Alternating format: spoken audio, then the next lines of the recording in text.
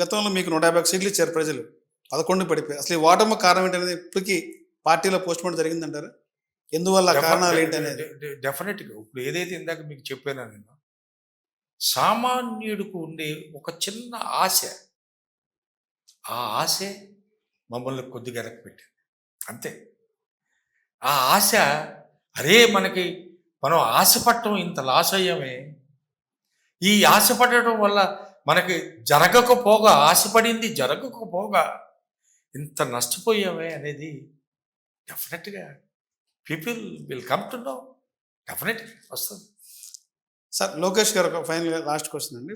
లోకేష్ గారు ఇప్పటికి ఒక ఆరోపణ అయితే చేస్తారు జగన్మోహన్ రెడ్డి గారు. ఇప్పటికీ ఆయన ముఖ్యమంత్రి అని ఊహించుకుంటున్నారు. కనీసం తన పార్టీ కార్యకర్తలకు ఫోటో దిగే టైం కూడా ఇవ్వట్లేదు. ఆ గేట్ ముందు పడిగాపులు పడుతున్నారు కార్యకర్తలు అని చెప్పి అంటారు. ఆయన ఇది వచ్చి నిజమంటారా అది? ఆయన వచ్చి చూసాడా?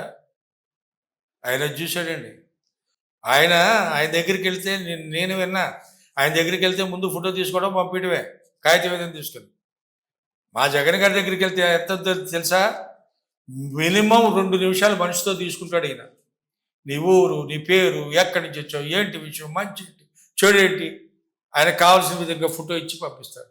ఆయనకి ఏం తెలుసు? ఏం ఆఫీస్కి వచ్చి చూశాడా? ఏ పిచ్చి మాటలు అని బాబా, అయ్యేందుకు నీకు నువ్వు చేయాల్సింది చేయరా నాయన.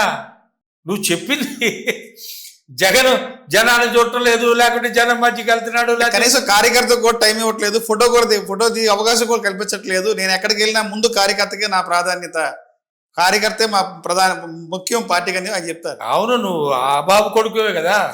ఆయన ఏ విధంగా చేస్తాడు, నువ్వు కూడా అదే లైన్లో వస్తున్నావు. నువ్వు మేము చేయకుండా ఏం లేవు.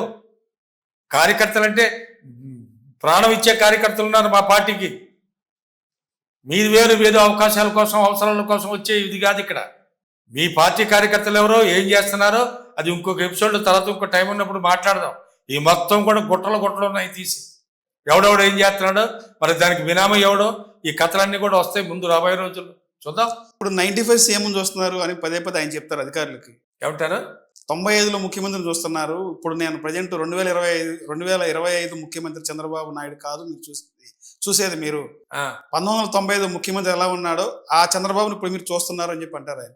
అలా అనిపిస్తుందా మీకు ఏమన్నా? ఒక విధంగా ఆయన ఆలోచన సరళది అయితే అదే, కానీ ఇది లేదుగా, ఇది పోయిందిగా. అది పోయేగానే మీరేం మాట్లాడుతున్నారో తెలియకుండా మీరు మాట్లాడుతున్నారు. మహాత్మా గాంధీకి మీకు పోలికండి సార్. అంబేద్కర్ గారికి పోలికండి ఏంటిది? మామూలు నవ్వుకోవడం తప్పిస్తే దీంట్లో ఏమైనా ఉందంటారా? ఇది హాస్యాస్పదం.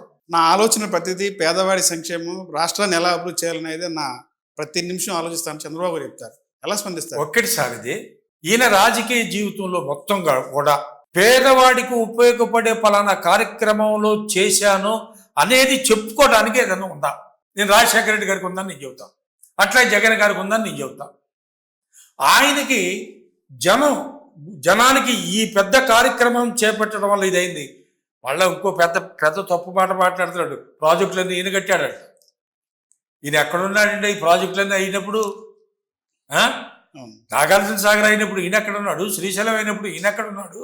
శ్రీశైలం ఫౌండేషన్ నుంచి నేను చూసా, నేను అక్కడ కాంట్రాక్ట్ ఉన్నాయి. అసలు ఏం మాట్లాడుతున్నారండి ఇతను?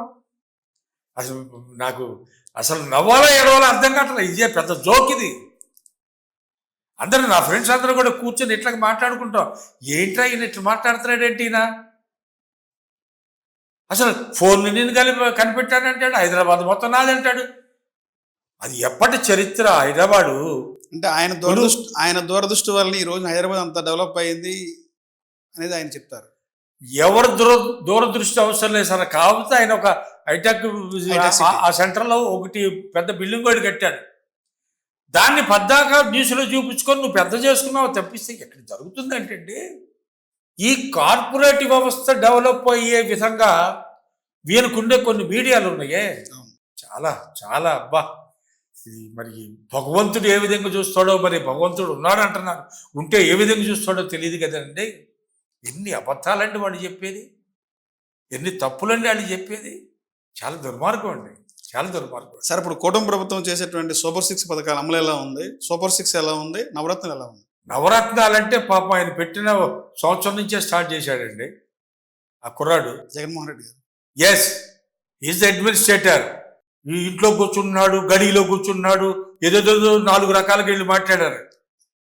ఇంట్లో కూర్చొనే రాష్ట్రాన్ని నడిపించాడు. ఆయన ఉన్నప్పుడు ఇంత అవినీతి ఉందండి? ఇట్లా దోచుకోటాలు ఉన్నాయండి? శాండ్ అవినీతి ఏం అవినీతి? శాండ్, మైన్, వైన్ అంతా దోచేశారని నీకు అంతా నీకు రెవెన్యూ ఉందిగా. శాండ్ లో ఉంది, మైనింగ్ లో ఉంది, వైన్ లో ఉంది, అన్నింటిలో నీకు రెవెన్యూ చూపించాడుగా. నువ్వేం చూపిస్తున్నావు రెవెన్యూ చెప్పు నాకు. వైన్లో ఇవాళ నీకు ఏ ఊర్లో బెల్ట్ షాపులు ఎన్ని వందల సంఖ్యలో ఉంటుంది అంట. వీళ్ళంతా నాయకులు చేసేది అదే. ఇంకొకటి నాకు పెద్ద ఆశ్చర్యం వేసిందండి. మంగళగిరి ప్రాంతాల్లో నేను ఏనాడు ఒక వేరే పార్టీ కమ్యూనిస్ట్తో, మాకు మొదట్లో కమ్యూనిస్ట్తో, వీళ్ళు ఎక్కడున్నారు మాకు లేరుగా. కమ్యూనిస్ట్తో పోటీ పడేటప్పుడు కూడా మాకు సుహృద్భావ వాతావరణం ఉండేది. కానీ ఇదేం వాతావరణం ఏంటంటే ఈ పార్టీ వాళ్ళు ఏం పని చేసుకోకూడదా, వ్యాపారం చేసుకోకూడదా? మొన్న సారా కొట్లండి, వైన్ షాపులు వచ్చి నానా అల్లరి చేసి వీళ్ళ తాలూకు వాళ్ళు వీళ్ళ మంది అందరికి పార్టీలు ఇప్పించి వీళ్ళకి అందరికి దాంట్లో పెట్టి చేశారు. వాట్ ఈస్ దిస్ అండి? ఎటు వెళ్తున్నాం మనం? అసలు ఇంతవరకు నేను చూడలేదు. వాడు చేయడానికి లేదు. నువ్వు వాటా ఇస్తావా లేకుంటే వదులుకొని వెళ్ళిపోతావా? షాప్ వదిలేస్తా. వాడు పాపం 30-40 షాపులకి 50 లక్షలు కోట్లు కూడా కట్టుకున్న వాళ్ళు ఉన్నారు.